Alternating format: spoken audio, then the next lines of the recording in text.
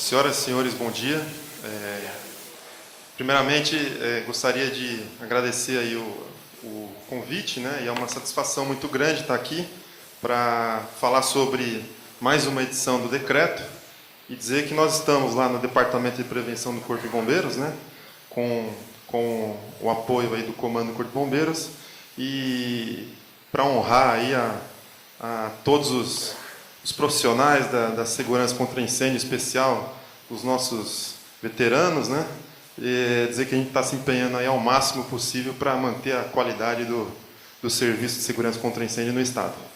Bom, então vamos falar um pouco sobre o novo decreto.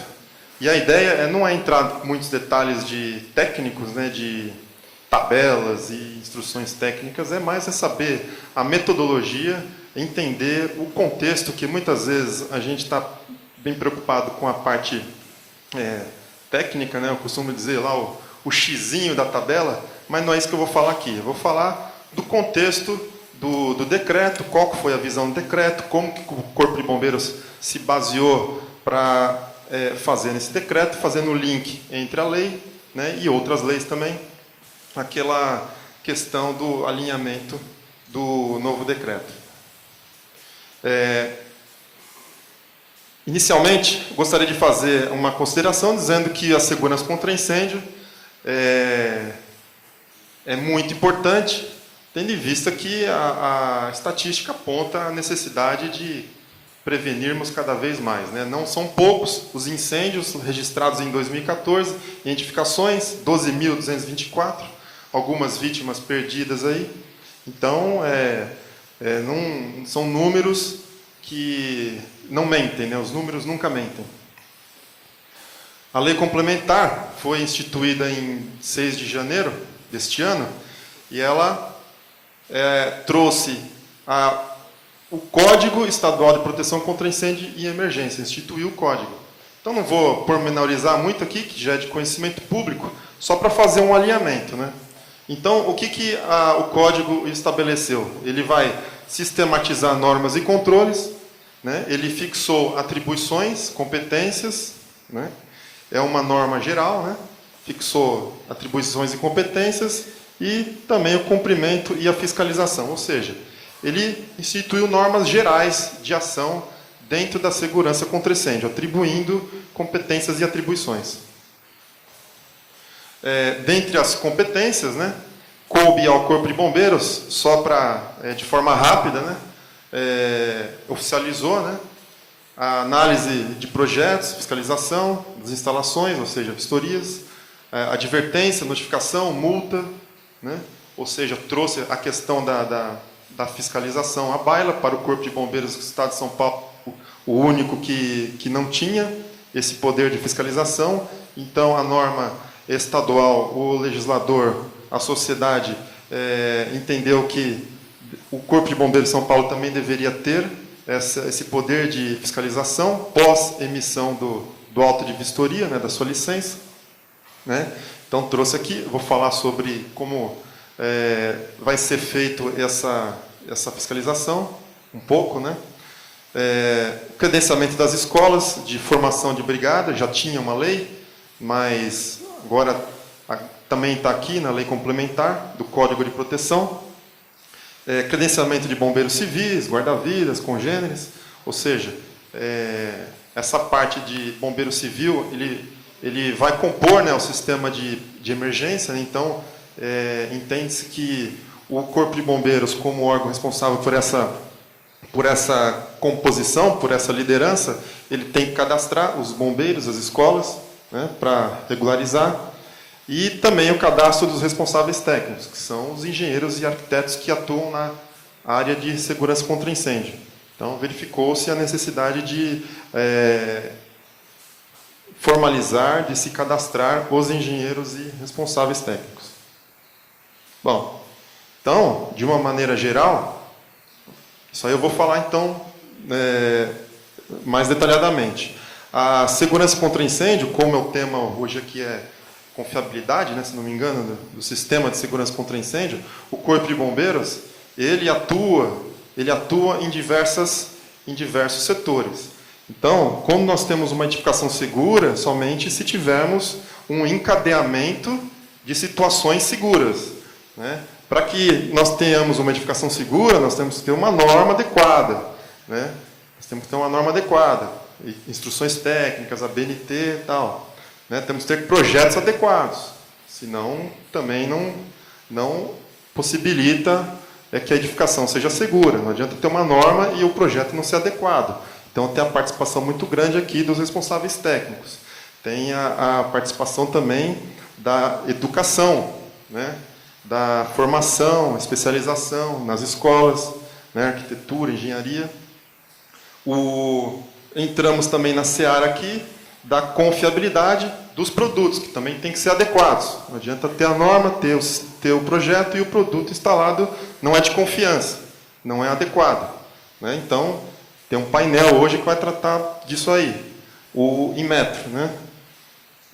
E também as instalações, que o produto pode ser muito bom, mas se a instalação for de forma inadequada, inviabiliza todo o sistema. Só com o encadeamento dessas 4 situações, nós vamos ter possibilidade de ter uma edificação segura. E ela vai se manter segura ao longo do tempo? Não sabemos, porque vai depender do uso adequado e da manutenção adequada. Então, vocês percebem que são muitos fatores que necessitam ser atendidos para que nós tenhamos um sistema de segurança contra incêndio confiável, né? E o Corpo de Bombeiros não é o único ator nesse cenário, né?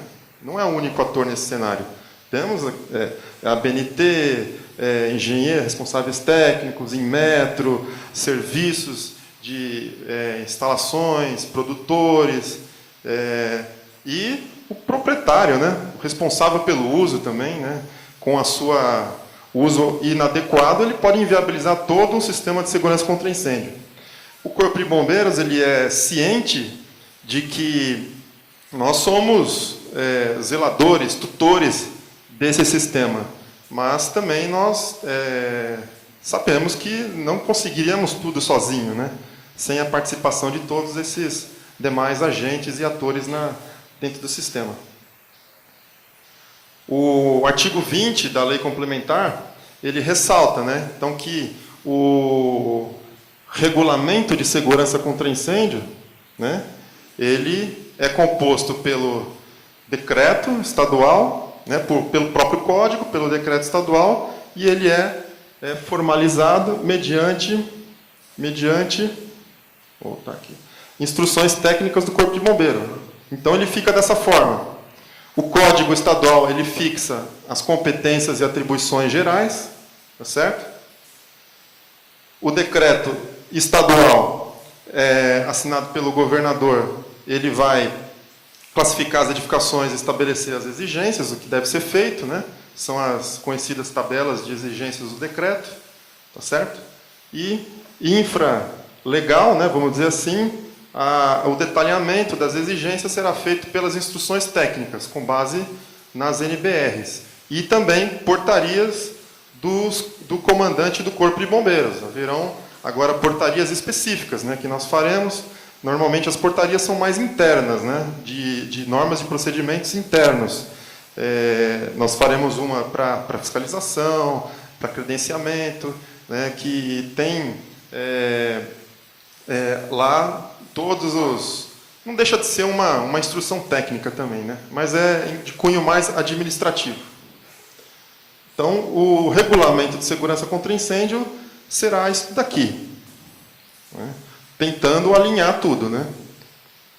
O objetivo principal do Corpo de Bombeiros, como não deveria deixar de ser, escrito de outras formas, mas dar segurança às edificações e seus ocupantes, através dos seus diversos serviços, né, de fiscalização, de vistoria, análise, atendimento ao público, tal. Só que eu queria chamar a atenção aqui o seguinte: esse é um objetivo conhecido já, né, para a gente elaborar o nosso decreto, né?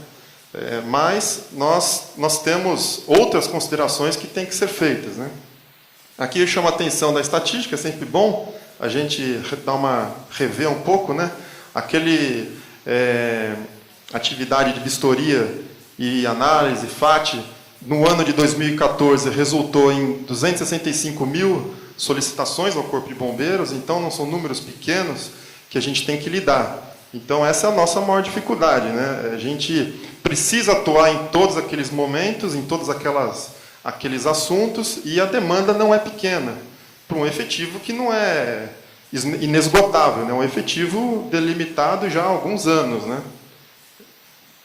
265 mil solicitações, 9.281 licenças emitidas.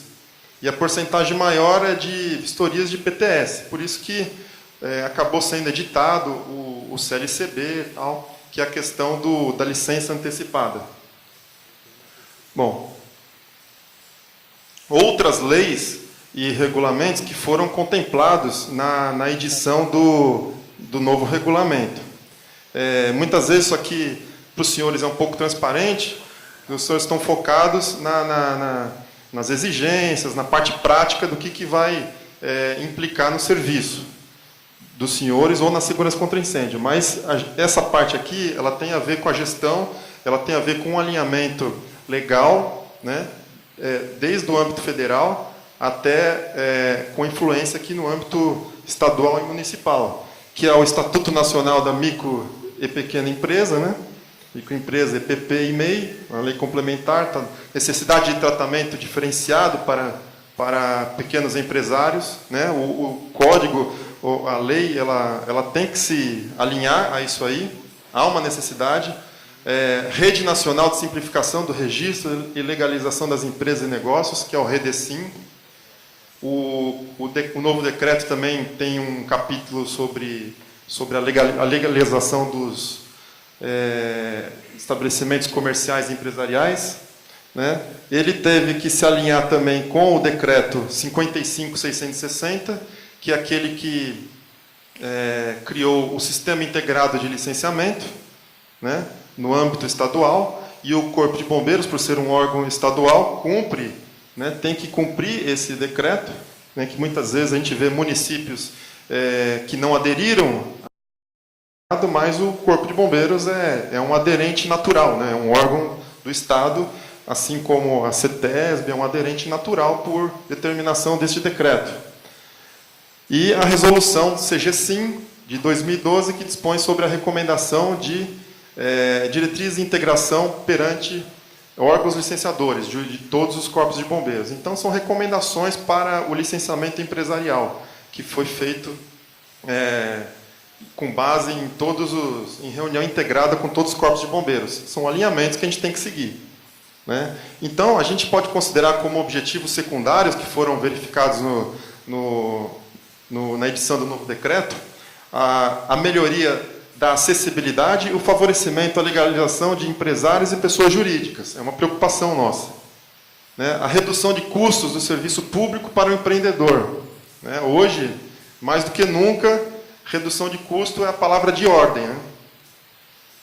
Reduzir o tempo para a legalização das empresas.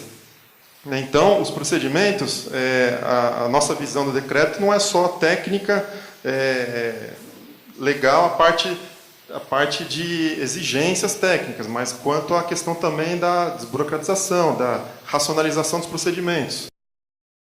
Então, as premissas, né, vamos dizer assim, as palavras-chave que nós consideramos para elaborar o novo decreto foram essas aqui, né? Desburocratização, informatização, integração e transparência. Tá certo? Desburocratização, tratamento diferenciado, né, para edificações de baixo potencial de risco à vida, né, como já foi feito com o CLCB, e o tratamento diferenciado para micro e pequenas empresas, e o MEI. Então, daí vai decorrer uma ampliação, talvez, do CLCB, né, a certificação, né, o certificado de licença do Corpo de Bombeiros, né? Então, nas instruções técnicas, isso está sendo estudado. Ampliação. O aumento do prazo de validade da licença. Pode implicar... o ideal seria que o Corpo de Bombeiros fizesse a emissão da auto de vistoria com prazo de validade de 1 ano. Seria mais seguro? Seria, mas inviável, né? Tecnicamente inviável, impossível. Então, a gente entrou com a fiscalização, mas vai tirar um pouco o pé da licença, né, do tempo de regularização, né? Racionalização dos procedimentos administrativos, né? Então, a IT 42, ela ampliou o CLCB, a IT 01, parte de informatização, desburocratização, via fácil bombeiros, tudo alinhado para que haja aí uma racionalização dos procedimentos, inclusive com a tão sonhada aí planta eletrônica, né? Análise eletrônica, né? Para o ano que vem. A informatização do Via Fácil Bombeiros, né? Então, a ideia é que em 2016 a gente consiga o tão almejado virtualização completa, né, do Serviço de Segurança contra Incêndio, onde o engenheiro ele pode enviar também a sua planta via internet. O Corpo de Bombeiros fará a análise no sistema eletrônico, né, no computador, e a planta será historiada no tablet. Nós já estamos em processo de aquisição. Então, a integração com Via Rápida da empresa já ocorre hoje, de forma incipiente, em alguns municípios. Há uma tentativa muito grande da Junta Comercial em expandir isso daí, né, e o Corpo de Bombeiros está integrado lá, para a legalização das empresas.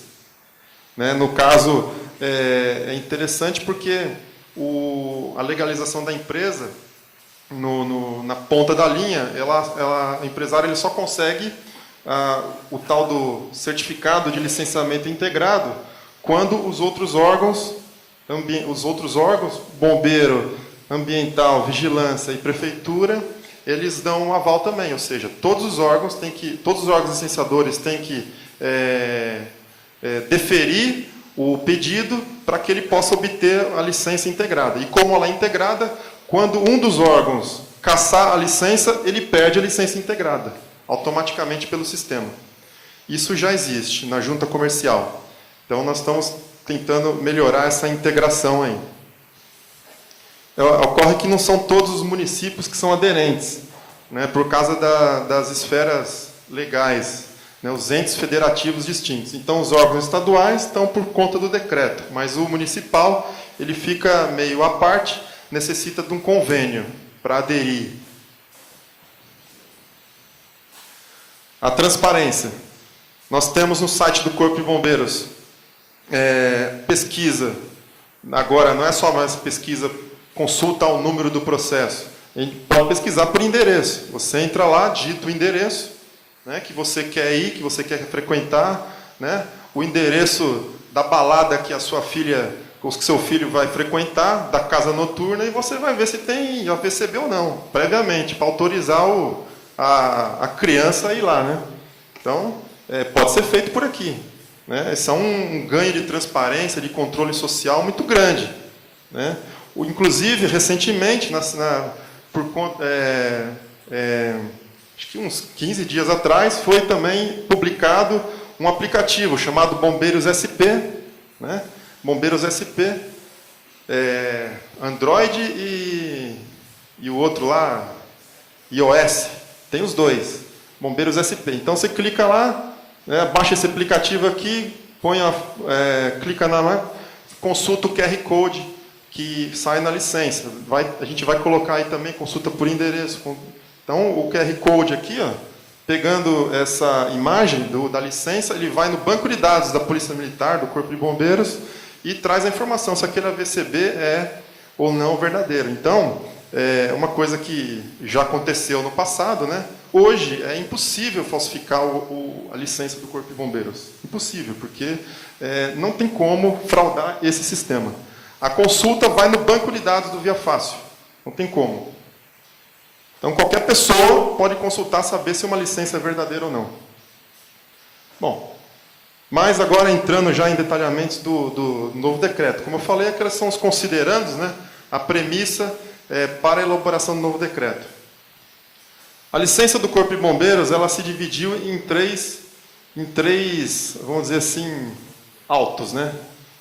Atos administrativos, que é o famigerado AVCB, o auto de vistoria, né? Eu vou pular aqui o certificado de licença do Corpo de Bombeiros.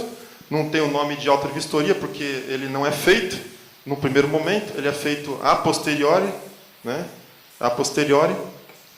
Então, é um certificado de licença, e muitas vezes pode até nem ser feito, porque aqui a transferência da responsabilidade para o responsável técnico, por considerar que os casos de certificado de licença são casos de baixo potencial de risco à vida e ao patrimônio, né, onde não há instalações hidráulicas, não há instalações complexas de sistemas de proteção, né? Somente, atualmente, é uma parcela do PTS, que enquadra nesse CLCB aqui. É uma parcela do procedimento simplificado. Então, ele inicia e conclui inteiramente pelo sistema a emissão do certificado, e o bombeiro depois confere e faz a fiscalização. Então, há uma responsabilidade maior por parte dos engenheiros e arquitetos, né, e já tivemos casos recentes aí, que é bom lembrar, bom salientar nesse fórum, que foi a irresponsabilidade técnica da pessoa que emitiu a VCB, né, o CLCB, ou seja, o engenheiro ou o arquiteto, ele não atendeu, né, houve um sinistro, houve casos de dano a vítimas, por conta de uma instalação de gás que não estava atendendo a norma, que não era um caso de CLCB. Né? Não era um caso de CLCB. Então, o Corpo de Bombeiros está também começando, já fez, né, encaminhamento para os conselhos regionais, CREA-CAL, de casos de apuração de responsabilidade dos engenheiros e arquitetos que, no caso de emissão do CLCB, não atentaram para a sua devida, vamos dizer assim, atenção no trato, no termo que foi assinado lá, a responsabilização técnica. Então, já encaminhamos alguns casos já para o CREA-CAL, para apuração de falha disciplinar. E o termo de autorização para adequação, que é já tem hoje, né, que é o CTA, né, Comissão Técnica de Autorização para Adequação, vai resultar numa espécie de uma licença também. Mas para os casos de exceção, hoje já é exceção, vai continuar exceção, não muda isso, para um caso excepcional em que haja necessidade de um ajustamento de conduta. Definições importantes. Processo de segurança contra incêndio e processo infracional. Então, agora, como nós vamos fazer fiscalização? Nós vamos ter a vistoria técnica de fiscalização e a vistoria técnica de regularização. Né? A vistoria técnica... Ixi, já? 5 minutos? Está na metade ainda.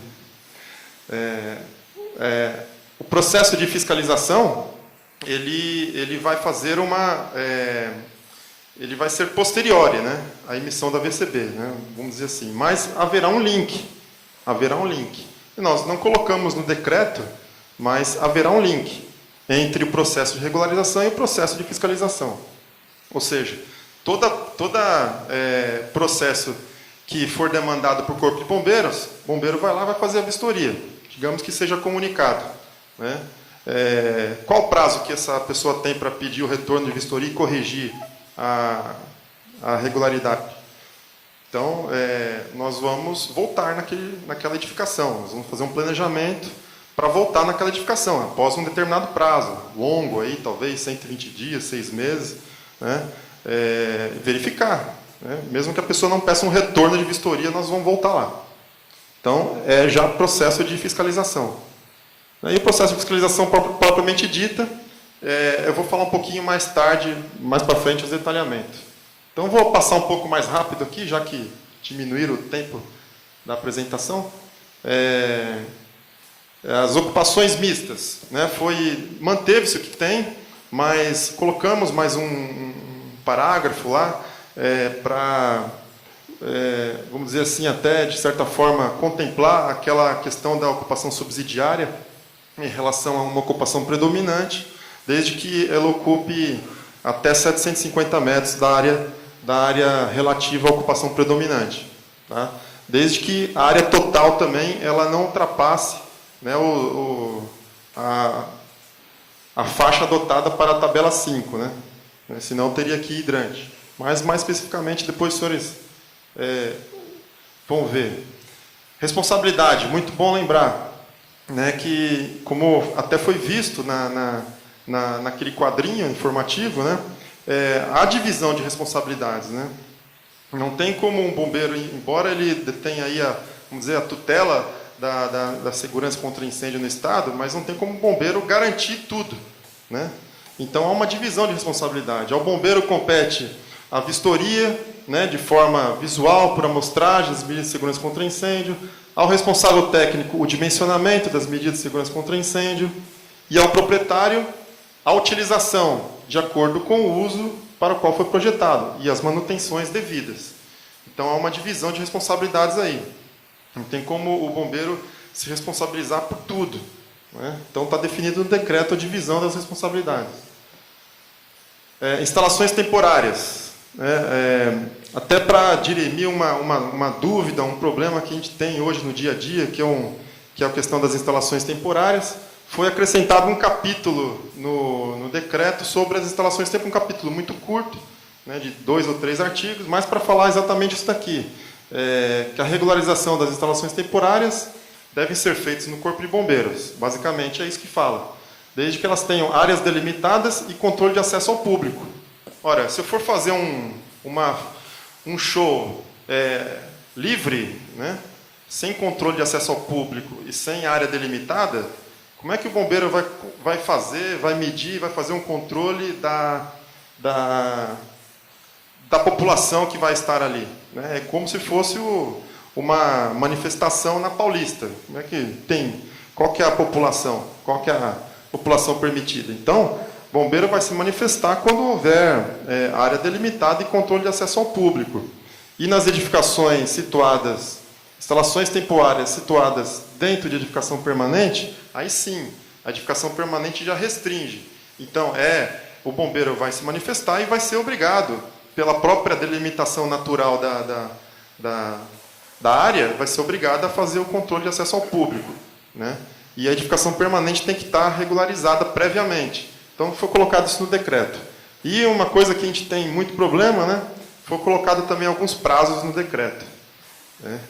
Na prática, vamos ver se a gente consegue atingir isso aqui, né?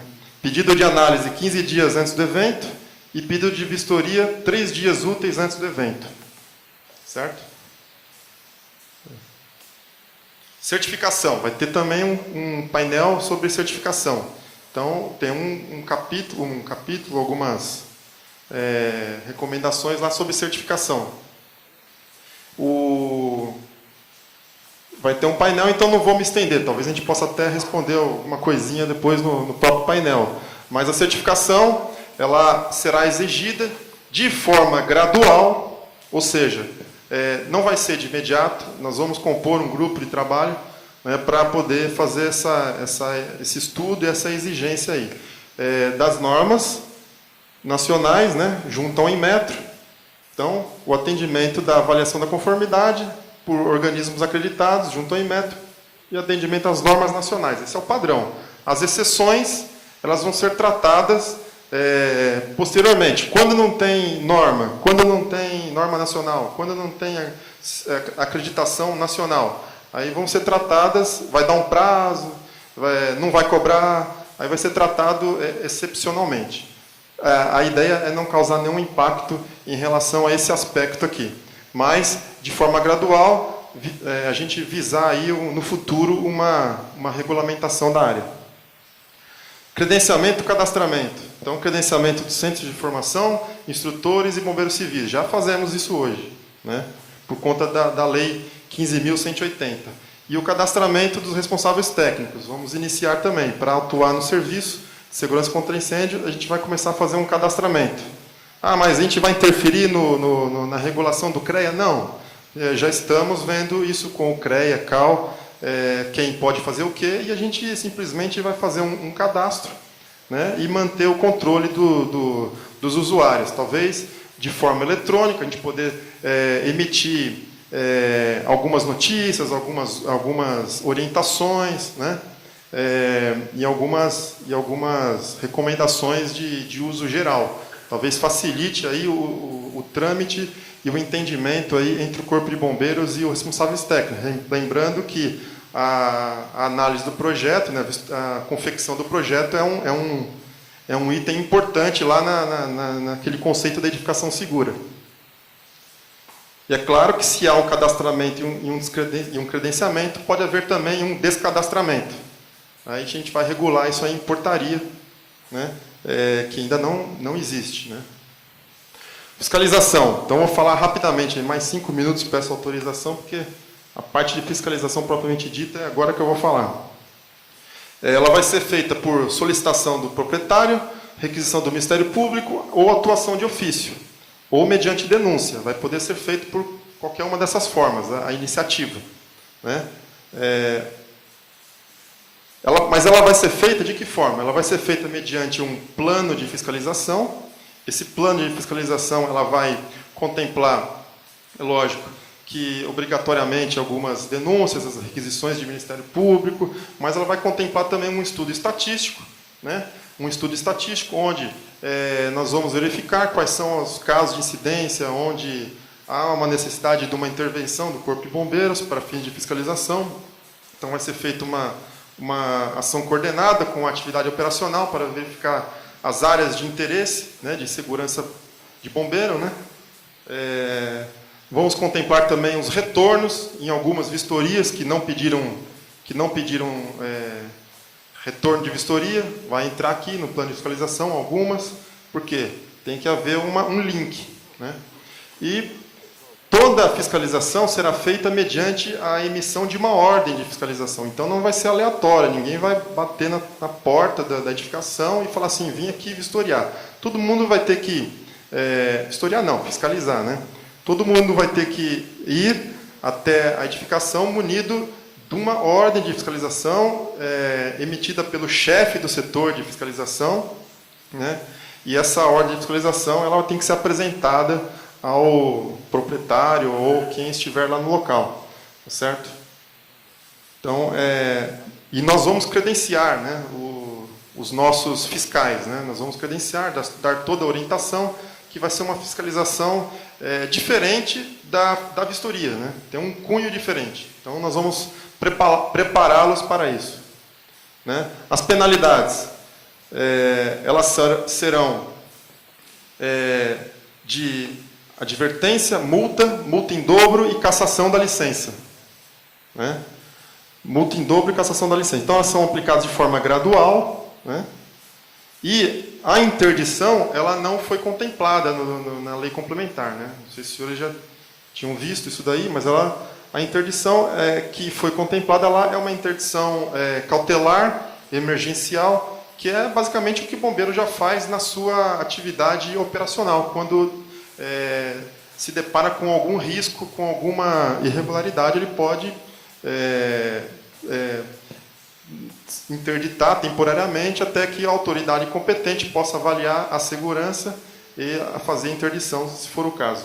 Então, a interdição ela vai ser feita ainda por outros órgãos, e não pelo Corpo de Bombeiros. A advertência escrita é a primeira sanção, né? Tem natureza instrutiva. Né? Então, ela vai ter um período de 30 a 180 dias para corrigir as irregularidades, sendo prorrogáveis por igual período. Então, o objetivo é a correção. Né? Em 180 dias prorrogáveis por igual período, é 1 ano. Né? Então, dependendo do caso, a pessoa tem até 1 ano para corrigir. E a ideia não é interditar, nem multar, é corrigir, é forçar a pessoa a corrigir a irregularidade. Né? Natureza instrutiva. Essa é a primeira sanção que tem que ser aplicada. Né? Exceção, é lógico, eventos temporários. Não vou dar 1 ano para corrigir um evento que vai ser feito no final de semana. Né? E caso de risco iminente também. Segunda sanção é a multa. Ela será aplicada quando persistir a conduta, ou seja, não corrigiu no prazo da advertência, aplica a multa. O bombeiro volta lá, aplica a multa. Né, previsto entre 10 e 10 mil FESPs, o que pode significar 10 mil FESPs por volta de 200 mil reais. Né, 10 mil FESPs, mas é exceção. Né, 10 FESPs são 200 e poucos reais. Né, para os casos mais simples. aí já tem natureza pecuniária. Aí tem que corrigir em 30 dias. Né? Lembrando, mas corrigir em 30 dias, lembrando que ele teve o prazo de advertência, de até 1 ano, né? O máximo, né? Para corrigir. E não corrigiu, reincidência na multa em dobro. Tá? É o que prevê também no código lá na proteção. Então, em caso de não efetuar a correção, multa em dobro.